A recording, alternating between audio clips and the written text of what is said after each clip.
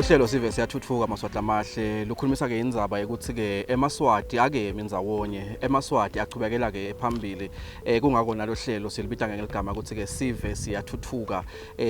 lusifakazelo lohlelo luyinkhomba yetinto letenteka ke kuma communities even la Kangwane etinkundleni ngayinye nangayinye njengoba ke lo hlelo liphokophele ke ukuthi ke luvakashele ke tinkundla toting 59 letikhona ke even la Kangwane ngenhloso yekukhombisa ke maswati imisebenzi ke leyendiwe ke uhulumende live la Kangwane ukhokha ke imali etikhwameni dakhe ke uhulumende asukumisa ke imisebenzi yetenhlala kahle yetemnotho nentuthuko emimangweni lokumcoka lesifisa ke ukuveta kulolu hlelo ukuthi le mali lesetshenziswa ke lena ke etinkundleni akusiyo ke imali lechamuka kumbe etinini tenkosi siyebo ke siyavuma tikhona tinini tenkosi letipha ke uhulumende imali ukuthi asukumise imisebenzi leyahlukahlukene etindzaweni letahlukahlukene ke futhi kanjalo kodwa ke liciniso kulolu hlelo sive siyathuthuka siphokophele ke ukukhombisa le mali lephuma ke emaphakelweni ahulumende iye ke etinkundleni iye ke emiphakathini isukumisa ke imisebenzi iye kulekelela emaswati ngithi nginivusele emaswati amahle nalamuhla ehlelweni sive ke siyathuthuka lapho khona ke namuhla sivakashele ke inkundla yasesiphofaneni lekuyinkundla lelena ke esifundeni ke saselibonjeni mangabe ke utawuchamuka ngala kubomanzini ungena ke emgwaqweni kuhelehele ushona ke endasi awufike Big Ben lapho khona ke bese uyayithola ke inkundla yasesiphofaneni inelidolobha layo ke lelibonakala ke nanalo ke lithuthuka ke ngemandla lamakhulu ikakhulukazi ke lihlangothini lwetemabhizinisi kungaba ke kuphawula futhi ukuthi inkundla yasesiphofaneni ibonakala ke indlondlobala kakhulu ke kutomnotho ikakhulukazi ngesizathu sekuthi ke isime kakhulu ke kuhlanyeleni kwemoba kunetinkampani letinkulu letikhona letihlanyela ke umoba kodwa ke nanawo emaswati la khona ke enkundleni yasesiphofaneni anemihalo yemasimu lemikhulu labese ke yabona ukuthi kungaba kuhle ukuthi ke ayihlanganise ngekwakha ke tikimu bese ke lima lona moba awuthengisele ke inkampani letithutana efakhathi ke inkampani yeUbombo Sugar andlondlobala ke kanjalo ke maswati ngaphasi ke kwale nkundla yasesiphofaneni lokuyinvo lenhle abenekwesekeleka futhi ke lamanye awo laqaleke lama projects ngaphasi ke kwesikhwama se-Regional Development Fund lekusikhwama lesivulekele cishe ke onke emaswati laneliphupho lekuthi ke afisa ke kusukumisa imisebenzi leyahlukahlukene litawuthuthukisa wona nemindeni yawo phinde ke kuthuthuke nalemimango lehleti kuwo masikhuluma ngasiphofaneni sikhuluma ngenkundla lena 22,000 webantu emarket inkulungwane etingamashumi lekusibalo cishe ke lesisetulu kakhulu kungaba ke kuhle ke namhla ukuthi siboke kusingabe uhulumende lesive lesingaka uselekelela ke kangakanani ngetimali njengoba ke siyabona kuletinye ke tinkundla ukhipha ke bo 18 million 11 million bo 10 million kanti ke kuletinye ke tindzawo uhulumende ukhiphile imali engaba bo 20 million kodwa ke lesitholako la ngendvune yakhona ke siphofaneni ukuthi uhulumende ukhiphe ke imali lengo 29.2 million emalangeni kusukumisa lena ke imisebenzi yentuthuko ngaphasi ke kwenkundla yasesiphofaneni kungaphinza ke kube kuveta maswati akithi ukuthi siphofaneni niyawumati njengenkundla kulamalanga lede ke ilunga leParliament kulandzela ukuthi ke loyo bekade alunga leParliament kuleyandzawo agcine ke asusiwe ngekulandzela ke lokwentekile noma ke igigaba letentekile iParliament ke yase ke landzela ke imigomo letsite wagcina ke mba aphumile ke esihlalweni sekubalunga leParliament libandla le-Elections and Boundaries Commission nisayisebenta ke indzaba yokuthi lebuyiselwa njani ke lilunga leParliament lelisha kude ke nabantu basesiphofaneni babe nalo ke lilunga leParliament kodwa ke siphofaneni utakhele ke umlandvo itolo njengoba ke labaningi bayawumate ke ngababe egundwane eGamethe lo ngene ke eParliament emahlandla lasithupha sive sakhona ke solo ke simbuyisela lo kungena nako kusifakazelo sekuthi ke ngaphasi ke kwetinkundla mangabe ke uyasebenta emaswati abanelithemba kuwe akubuyisela ukuthi ke uqhubeke ke uyophusha imisebenzi yentuthuko akhiwe ke emabloho akhiwe ke tikolwa kwakhiwe ke nemahola lamabili ke esiphofaneni lekuyinvo ke lenhle kakhulu lesekunakako ukuthi ke kulesikhathi sanyalo uhulumende nje sowakhe ke 52 wema community halls kuyo yonke ke imiphakathi lekhona ke eveni la Kangwane lekungilamanye ke latholakala ke la esiphofaneni siyajabula kubona kufakwa kagesi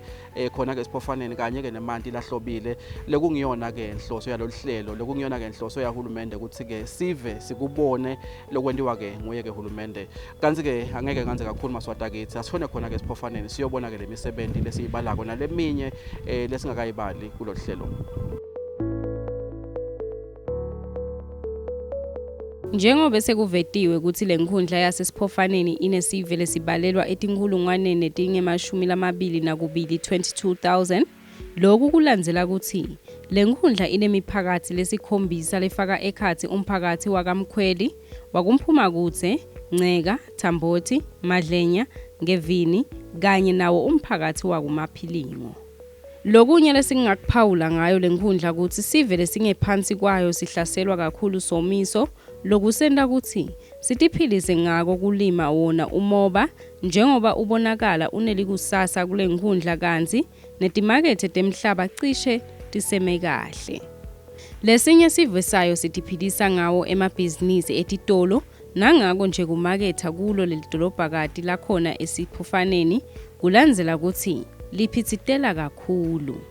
Lokuhle ukuthi noma lenkundla inensindzabetshatsi yekusalakala kwayo imisebenzi, hulumende ufake isandla lesibandi kude ukuthi lenkundla iyithole intfutfuko lekhonsako lefaka ekhatsi kwakhiwa kwemabloho nemigwaco, kufakwa kwagezi emakhaya ngalolu sito lwaka-RDF lokusikhwama sekutfutfukisa tifundza, kuletha emanti lahlobile, kutfutfukisa tikolo, kubala lokumbalwa.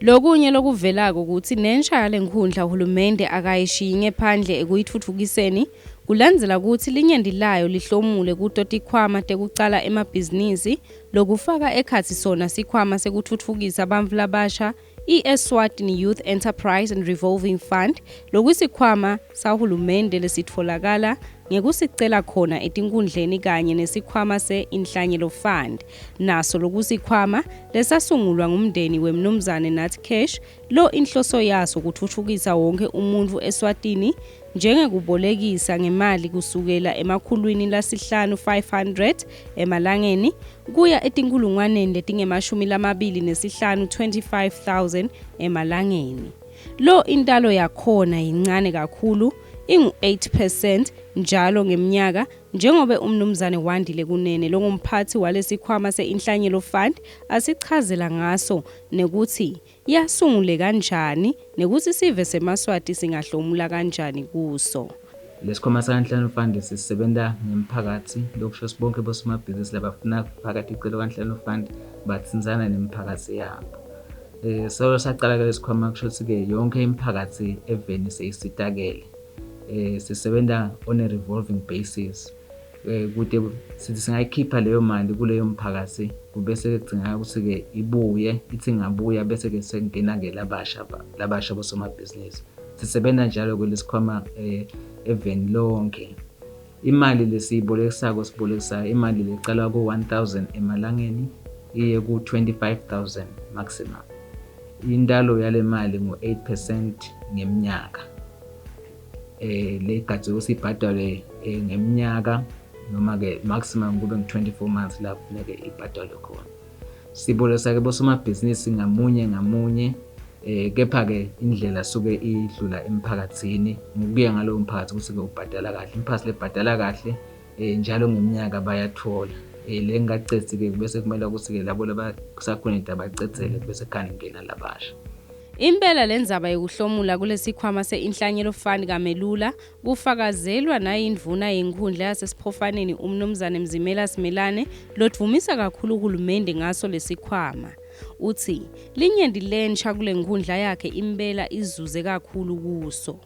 Uncusa yona insha lefuna kusungula emabhizinisi ayo ukuthi ivele enkhundleni itofaka ticelo tekutfola le mali njengobe uthi akudzingeki ngisho neluhla lokucala yona ibhizinisi pheceleti i-business plan.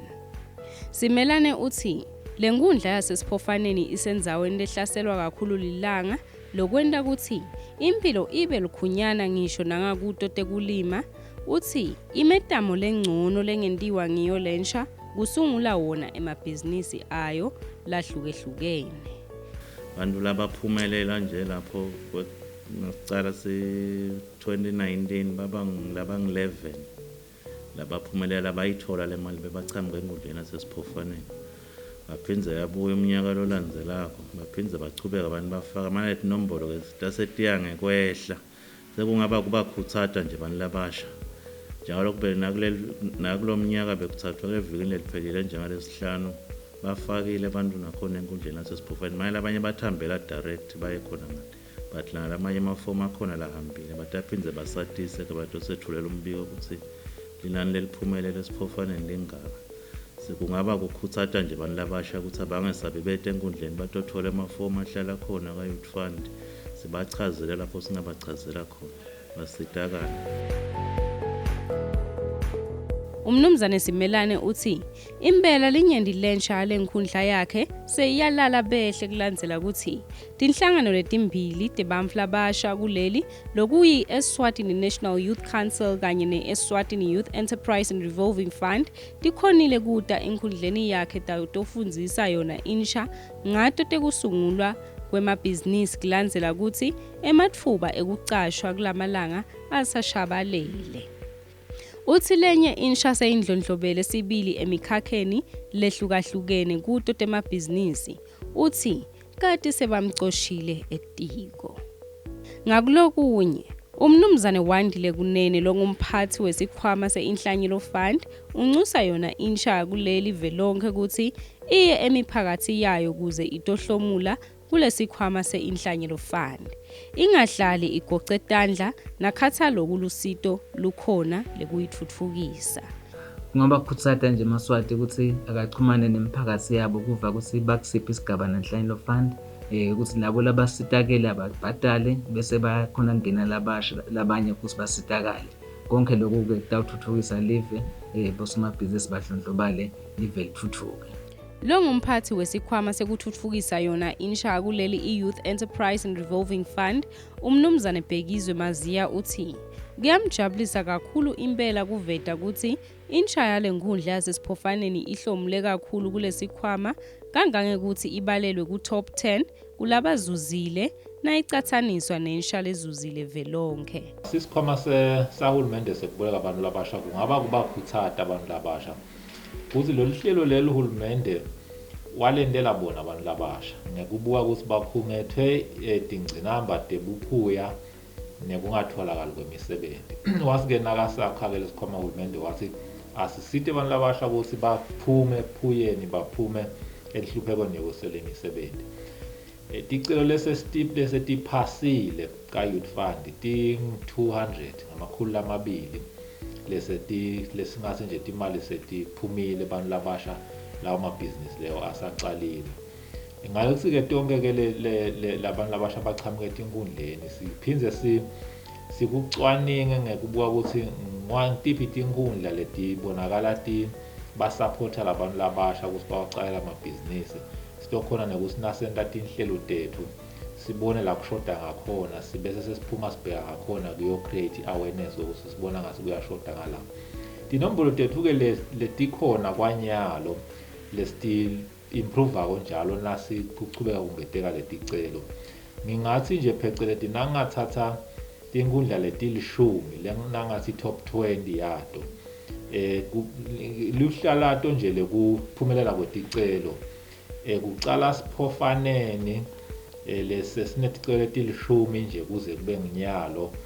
Kuyajabulisa ke kuva ukuthi inkundla sesiphofaneni mawubaleka inkundla delivela kangwane ikuleti-10 lethamba embili lapho khona ke abantu labasha bathatha ke imali ngaphasi ke kwetikhwama ke tentuthuko lethwa ekhathi ke sikhwama se-Youth Enterprise Revolving Fund lekusikhwama ke uhulumende lakahlose ukuthi ke eMaswati kakhulukati ke lawo lasemkhathisini nominyaka ke 18 kuya ke kuleyo ke ngemashumi ke lama-35 35 bakwade ukuthi ke bafake ke ticelo tabo basitakale ke ngaphasi ke kwalesikhwama kuthiwa ke SIPHOFANENI uyashishimba kakhulu naso ke lesikhwama njengoba ke abantu abasha ngaphasi kwale nkundla bayingcenye yeMaswati lamanyende lasitakele kakhulu kuso ke sikhwama se-Youth Enterprise Revolving Fund. Bengeke ngaveta futhi Maswati akithi ukuthi lesikhwama se-Regional Development Fund akusiso nje sikhwama kumbe lesihlose kwakha ke emadiphu sakhe tikolo kumbe nalokunye neMaswati lafisa ke kusukumisa imisebenzi lengazuza wona kwenta naku lesingakubita ngesilumbi ukuthi ngama-income generating projects ibekelwe lawo Maswati leyo mali leyo. Kodwa ke nemiphakathi iyayibuka lokuthi masingakha ke lihola masingakha ke isikolo asifake ke libloho eMaswati aphinza yasitakale ke kanjalo. Kodwa ke sithi eMaswati akazivakashele lesikhwama ngekufaka ke ticelo manyende ema-projects lesike sawavakashela sawabona lapho khona ke eMaswati asacale ke imisebenzi lefaka ekhathi ke leyo yekuthengisa ke tinto letahlukahlukene lefaka ekhathi ke tinto tekwakha nalokunye ayitholeke ngaphasi kwalesikhwama se-Youth Enterprise Revolving Fund. NaseSiphofaneni kanjalo siyakubona ke kuyendeka kanti ke sitawubona kulesikhathanyalo njengoba ke sike saveta ukuthi uhulumende uphokophele ukuthi ngilowo nalowo mphakathi evena kangwane ubeke nelihola lotawulisebenzisa ukuthi ke sive sihlanganyele kilo lelo hola noma ke sikwadi ke kulisebenzisa ukuthi ke phindze li generate ke income lokuyinto lenhle ema projects kanje ngalawo beswabona kakhulu ke emadolobheni kodwa kuyathokozisa kubona ukuthi lapha ke kaMkhweli nakhona uhulumende usukumise ke iproject kwakha ke lihola litawusetshenziswa nguwo ke umphakathi wakaMkhweli lesiwanakile ke ama projects lakha ke mahola imali yakhona isuka ke la ku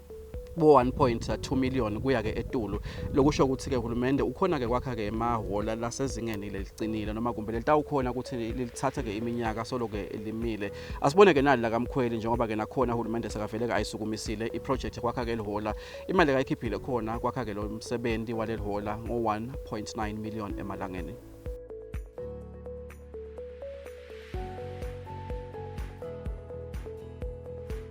Kulandzela ukuthi uhulumende aqale umkhankaso wakhe wokwakha emahola emiphakathi cishe kuto tonke tinkhundla takuleli nale nkhundla yasesiphofaneni nayo ayikasaleli ngephandle yakhelwe emahola lamathathu emiphakathini lehlukahlukene lefaka ekhathi lihola iNkhundla Community Hall lebite imali lengu 1.8 million emalangeni sivele sizuza kulo lelihola singu 4500.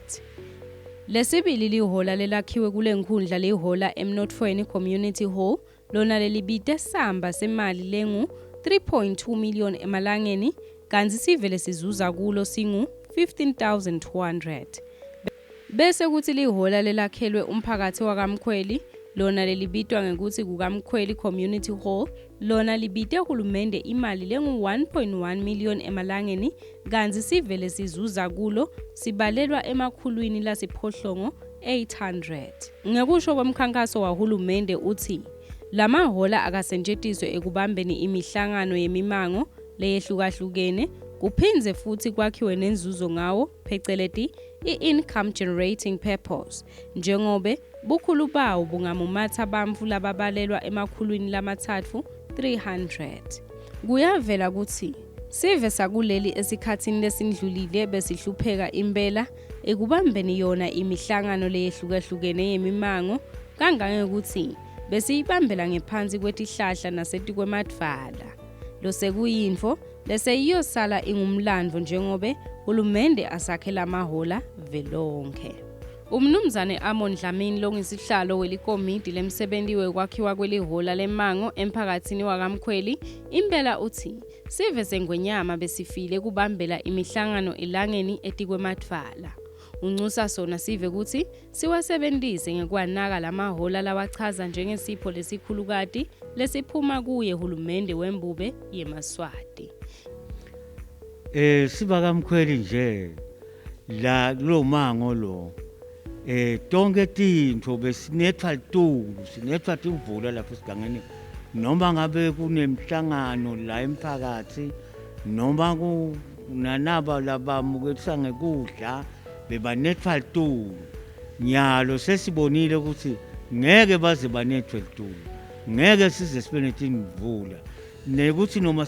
nje mhlawumbe labanye sebafuna kuhlokwenza imisebenzi yabo lethite lemkhulu njengaloko ekushada bekunene ngiyacabanga lokuthi la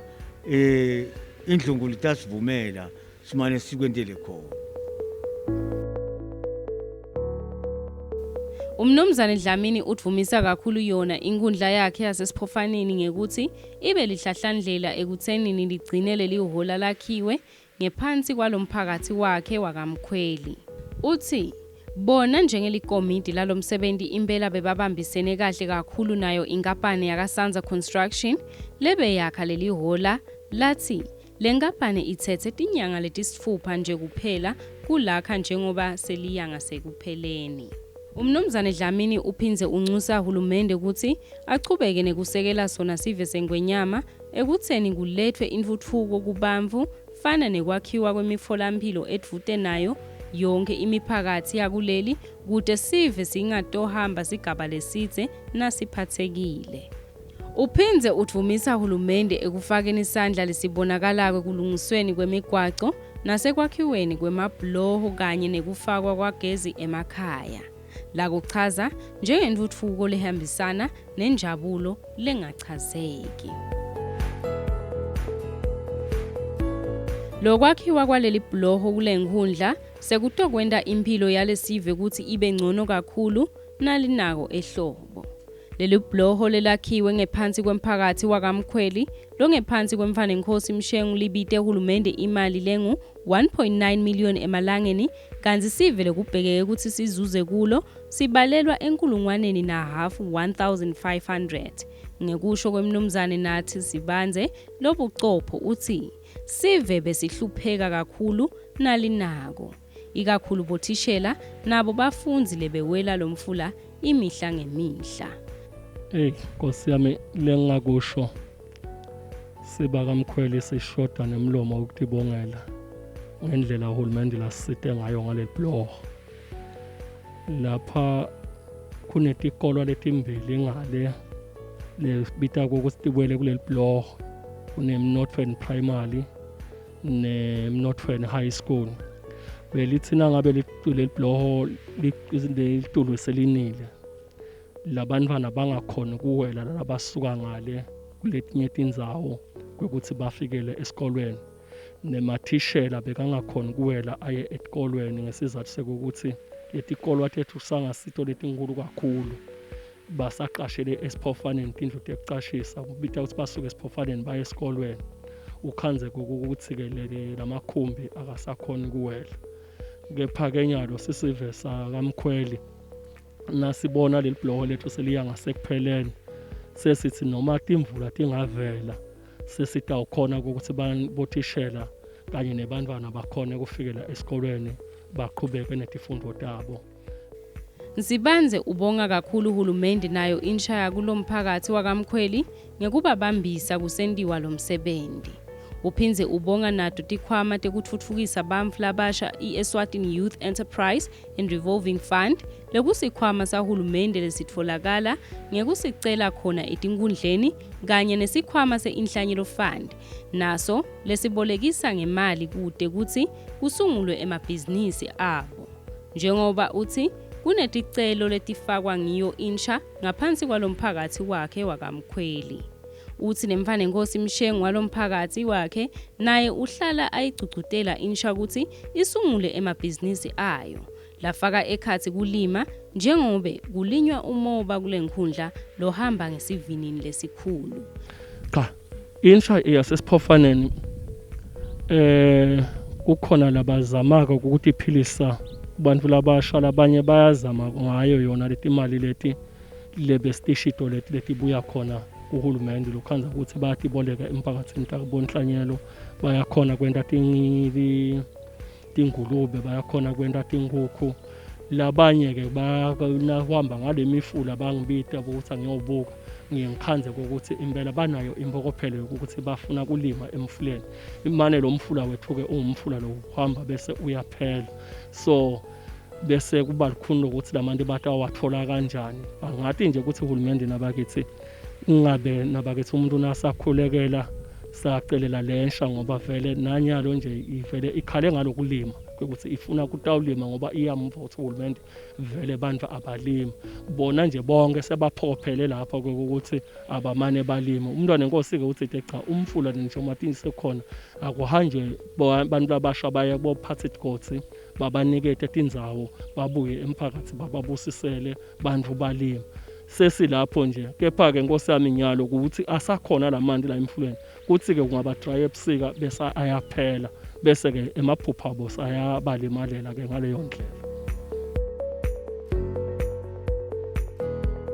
Enzabeni yahulumende yekusekela sona Sive sale nkundla yakhe ngendzaba yekufakelwa kwagezi emakhaya Sibanze ubonga kakhulu uhulumende ngekusisekela ngaso sikhwama saka RDF lathe imiti leminyenti ngaphansi kwalomphakathi wakamkhweli sizuze kakhulu. Lapha ngaphenze ngithi nje angicizelele khona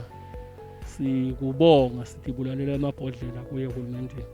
ngendlela kumbe lesengichaze ngayo lo lasisite ngayo thina sibakamkhweli.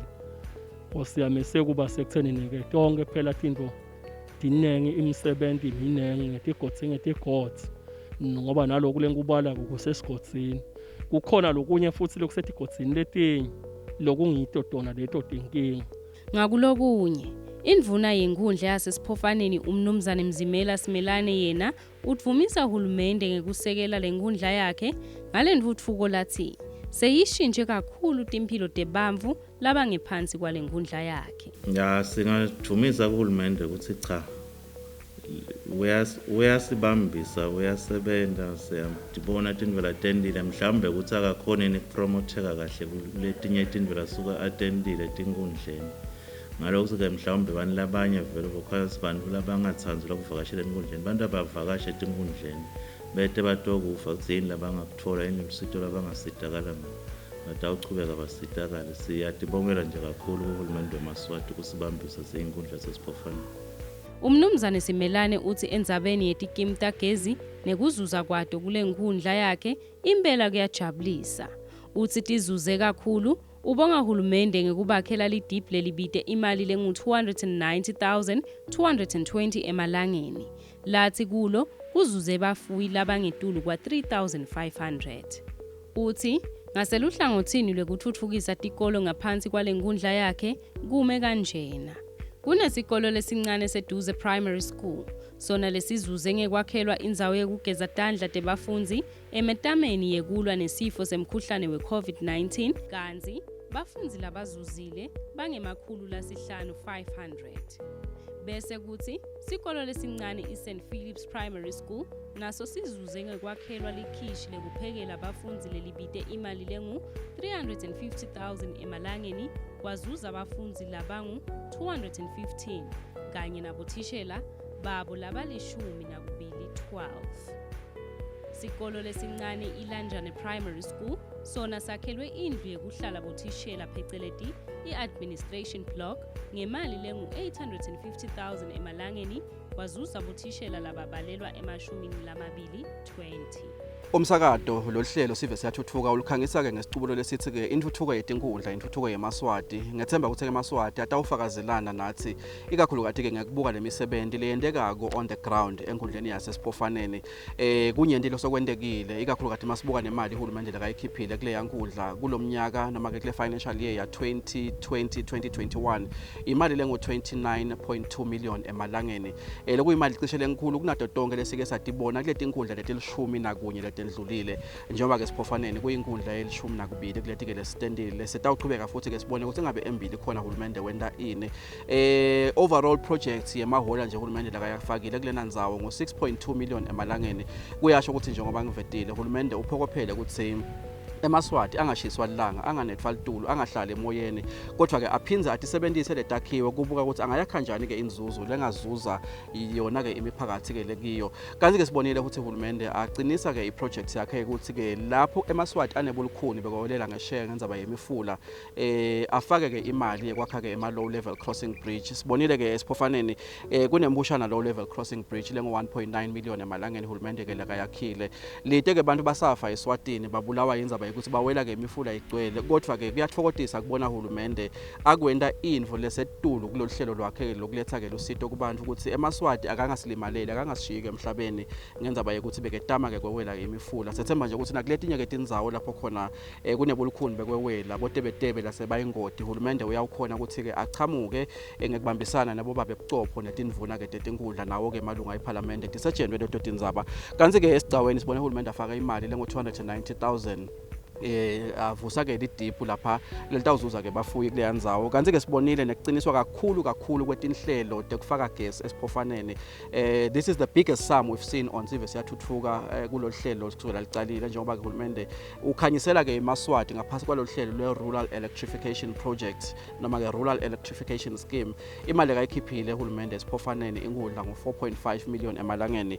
wase kufaka imali nga 3.8 million emalangeni eMaswati atawunatha imali lahlobile mhlawumhlangene ukuthatha ke bohulumende ukuthi aphokophele kwendeni isiqiniseko sekuthi ema sustainable development goals akhulumisa indzaba yemali lahlobile ayaphumelela uhulumende wakithi siyambona ke engazuthi ke ulibambile lelo layini lokuthi mhlawumhlangene makangathi uyavela utawuhlola Eswatini utawubona ke imisebenzi lemihle lekayenda kohulumende yekufakela ke eMaswati ikakhulukazi etindzaweni lethe emaphandleni emanti lahlobile kanti ke sibone uhulumende ke afaka ke imali lengo 3.8 million emalangeni as well to 10 schools distributor according to leto tidzingo letikhona kuleyo ndzawo. Njengoba ke sivedile amaswati akithi 29.2 million emalangeni has been utilized noma ke usetshenzisiwe lapha ke esiphofaneni kubabongela ke abantu basesiphofaneni. Kungasho ukuthi ke uhulumende lokakhiphe ke 29.2 million emalangeni so ugcinile ukuthi aba nema allocations lamasha njengoba ke sathi ukuthi iParliament njengoba ke ivulwa elangeni ke langa lesihlanu ngonyama itawuniketa ke direction ukuthi akwentiweni futhi ke tindzaweni letahlukahlukene ku financial year 2022-2023 sethemba ukuthi siyawubona ke kuba ke nema developments lamanye futhi njengoba ke lemisebenzi iyawuchubeka ke isabalale nalo ke live isabalale nato ke tinkundla delive laKangwane. Libito lami ngingiJohn Perez Sibongo, siyabonga kakhulu maswati lamahle kuba nathi ke hlelweni Sive Siyatfutfuka. Asibonane ngalokutako siphilile Jehova sigcinile nesale kahle.